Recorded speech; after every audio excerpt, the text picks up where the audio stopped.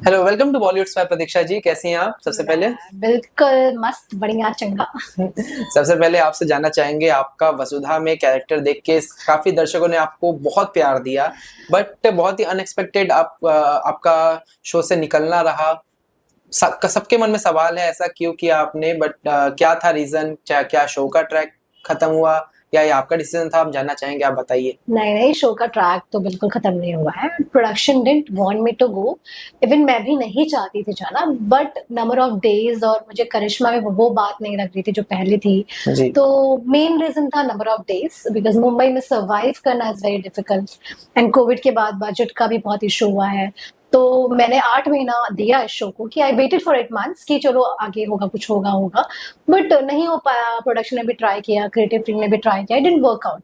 तो प्रोडक्शन को तो उन्होंने अभी भी मेरी स्क्रिप्ट लिखी थी रिसेंटली, तो उनकी तरफ से तो मैंने क्विट नहीं किया था आई गेस। बट 1 महीने में अगर मैं 5 दिन शूट कर रही हूँ, that's not a thing, it's not good. तो I was not happy with it. तो बट आई क्विटेड बिकॉज ये म्यूचुअल डिसीजन था। मैंने भी, वो भी गलत नहीं थे, मैं भी गलत नहीं थी।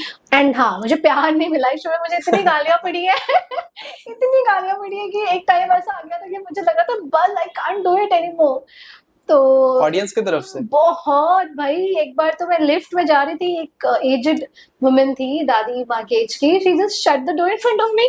मेरी मम्मा मैं ऐसे देख रही हूँ, आई कुडंट प्रोसीड, मुझे प्रोसेस ही नहीं हुआ कि क्या रीजन होगा। बाद में मुझे क्लिक हुआ, ओके मम्मा सेकंड डे गई भाई उनकी बहू के पास जी। की, ऐसे कैसे किया। तो she laughed and she said कि वो आपका शो देखती है तो आपकी बेटी को बहुत गालियां देती है। That was the reason she did that. तो आई बट वाज ये लाइक, एक हिसाब से आपके लिए कॉम्प्लीमेंट भी है। अगर नेगेटिव किरदार को सच में लोग हेट कर रहे हैं तो मतलब आपने कितनी बेखूबी से अपना किरदार निभाया है, ये भी एक यार ये दिखाता है। खुद को सांत्वना देने के लिए मैं बोल सकती हूँ, ये खुद को खुश करने के लिए मैं बिल्कुल बोल सकती हूँ। But in real life it is very hard to manage these things, because कई जगह हुए हैं ऐसे। It is not like I get abuse, मैं मेरे फॉलोवर्स डिक्रीज हो रहे थे।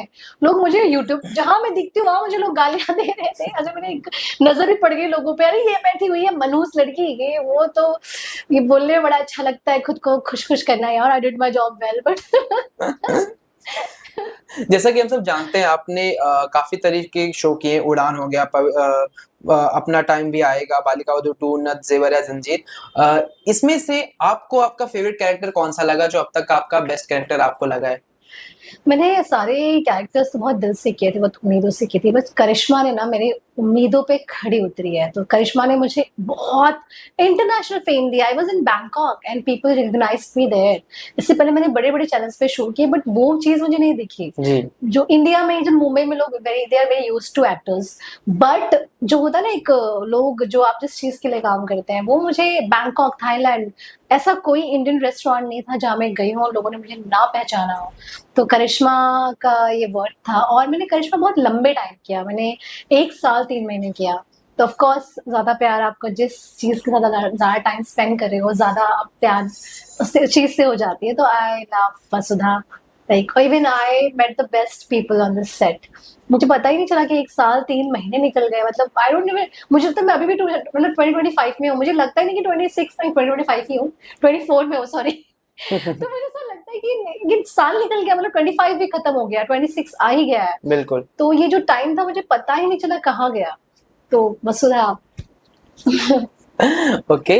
लेकिन आपने जो इतने कैरेक्टर्स किए हैं, सबके डिफरेंट डिफरेंट रोल्स रहे हैं, बट आपका कौन सा फेवरेट जॉनरा है जिसका कैरेक्टर करना आपको पसंद है, आप फ्यूचर में भी करना चाहेंगी? कौन सा ऐसा जॉनर है? सी एज एन एक्टर आई तो वांट कि मैं जितना खेल सकूं, मतलब आई वांट डू एवरीथिंग, ताकि मैं अगर पीछे मुड़ी से मैं सोच रही हूँ यार मैंने कलर्स कर लिया, मैंने जीटीवी कर लिया, मैंने स्टार प्लस कर लिया, दंगल कर लिया, अब मेरे को सोनी, मैंने सोनी नहीं किया है, फिर और 2 3 चैनल्स हैं जो मैंने नहीं किया है। तो I want to do every channel.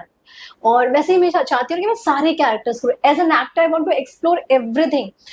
Negative मेरे दिल के करीब क्यों है, भले ही कितने भी हेट्रेड मिले, नेगेटिव में आप एक टाइम पे 3 कैरेक्टर प्ले कर रहे होते हैं। किसी पर्टिकुलर सामने के आदमी के सामने, कैरेक्टर के सामने आप पॉजिटिव हो, किसी के सामने आप नेगेटिव हो, किसी के सामने आप साइको हो। तो नेगेटिव का फायदा ये है कि आपको एक ही कैरेक्टर में वैरायटी मिल जाती है करने के लिए। जैसे मैं करिश्मा में मैं जेल में साइको थी, फिर मैं बंजारन बनकर आई थी, मैं वो वेटर बन के आई थी, मैं बुआ जी बन के आई थी। तो मुझे बहुत कुछ करने को मिला। तो आई प्रेफर नेगेटिव क्योंकि उसमें रीजन ये होता है कि यू डू मल्टीपल शेड्स, और बट अब मैं फ्यूचर में पॉजिटिव करना चाहूंगी, बिकॉज मुझे ऐसा लगता है कि मैं टाइप कास्ट हो गई हूँ इंडस्ट्री में। जी मैंने एक नेगेटिव किया और मैंने नेगेटिव ही किया, तो आई डोंट वांट कि type cast, as an actor type cast होना बहुत दुख की बात है, बिकॉज आपको कुछ और करने को नहीं मिलता फिर। तो I want to do everything, because as an actor मुझे एक्सप्लोर करना है, बहुत कुछ करना है कि मैं क्या कर सकती हूँ क्या नहीं कर सकती हूँ। चैलेंज, आई लव चैलेंजेस, तो मैं चाहती हूँ कि मैं कुछ और करूँ अब। बिल्कुल। लेकिन ये भी दर्शकों के मन में एक सवाल है कि क्या हम आपको रियलिटी शोज में देख सकते हैं, like big boss, laughter chef के खतरों के खिलाड़ी, ऐसे रियलिटी शोज में क्या हम प्रतीक्षा को देख सकते हैं? हो सकता है, because I want to do Bigg Boss, मैं बिग बॉस अब प्रिपेयर हूँ करने के लिए, तो हो भी सकता है कि आप मुझे आने वाले टाइम में रियलिटी शोज में देखें। बिल्कुल। अब तक आपको बिग बॉस से अप्रोच किया गया है कभी? I won't comment on that, but yes, I guess they will also love to me have, like they also love me to have on their set. I don't want to comment on that, but हो भी सकता है। Okay. इस बार का season कितना follow कर रही हैं आप? मैं बिग बॉस नहीं देखती थी सच कहूँ तो, बिकॉज एक्टर्स होते हैं जो अपना ये शो नहीं देख पाते, not because we don't want to, because time नहीं होता, 13 घंटे 14 घंटे का स्केड्यूल होता है। बट इस बार मैंने बिग बॉस देखा है, फॉलो किया है, बिकॉज ऑफ तान्या।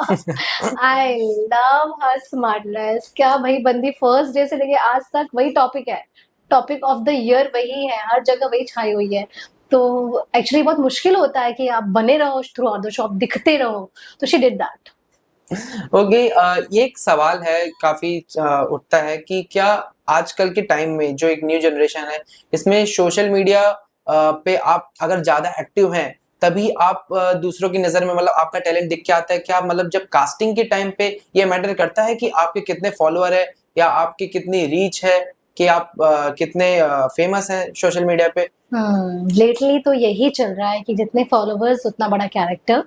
अगर आप फेमस हैं, आप अच्छे टिकटॉकर हैं, आप अच्छे रील्स में हैं, आपके फॉलोवर्स ज्यादा हैं, तो you will get the best roles, not because of acting, because of followers. जी तो ये दुख की बात भी है, क्योंकि acting means actors, not influencer और समथिंग। रील्स बनाना is a different thing, actor भी कुछ है जो reels, I can not make reels because I am an actor, I can perform, but मैं ऐसा कुछ कह नहीं रही हूँ, टैलेंटेड भी होंगे, बट इसके गुड रीजंस भी है कि बहुत सारे एक्टर्स हैं जिनको मौका नहीं मिल पाया, वो उनके थ्रू आ रहे हैं। पर इसके वर्स्ट सिचुएशन ये है कि there so many who can't act, उनको एक्टिंग का ए भी नहीं आता, but because of their followers and reach they are doing something. आप भी नोटिस करोगे, इवन बिग बॉस में भी आजकल वही चल रहा है, फॉलोअर्स हर जगह वही चल रहा है, जितना आप कॉन्ट्रोवर्सी है, जितने आप फेमस हो, आपको लिया जाता है, आपको रखा जाता है, तो this is not good. Okay. But ये कहीं ना कहीं कंपटीशन को खराब नहीं कर देता? आपका क्या व्यू है इस पे? Of course, no matter what how good you are, कि आप कितने अच्छे हो, वो मैटर नहीं करता। उसके फॉलोवर्स हैं तो वो नहीं जा सकता, उसको नहीं निकाल सकते, बिकॉज हमारा फैन फॉलोइंग्स कम हो जाएगा, ये हो जाएगा। तो ये बहुत डिसएडवांटेज हो रहा है, कहीं ना कहीं गलत है कि आप टैलेंट के ऊपर फैन फॉलोइंग्स चूज कर रहे हो। तो आप अभी आप देख रहे हो कितने सारे एक्टर्स हैं जो बहुत अच्छे एक्ट कर रहे हैं, but they are not, like they are nowhere, they cannot do anything because they're not getting the opportunities. जी। और आपसे जानना चाहेंगे कि आप फ्यूचर में किस प्रोजेक्ट पे काम कर रही हो जहाँ पे हमें दिख सकती हैं, इसके बारे में बताइए प्लीज। कहते हैं ना कि लाइफ में अगर आप अच्छे हो और दिल से लॉयल हो अपने काम को लेकर, तो चीजें अपने आप, यूनिवर्स अपने आप, कायनात अपने आप आपको देने लगती है। तो यस, आप लोग मुझे बहुत जल्द एक बड़े कैरेक्टर में, बड़े स्क्रीन पर देखेंगे, बड़े स्क्रीन टीवी पे ही। I am not saying Bollywood, but I am coming with new projects, जो एक सरप्राइज रहेगा आप सबके लिए। Okay, thank you so much ma'am, Thank बहुत you, अच्छा लगा thank आपसे you. बात करके। Same. Thank you.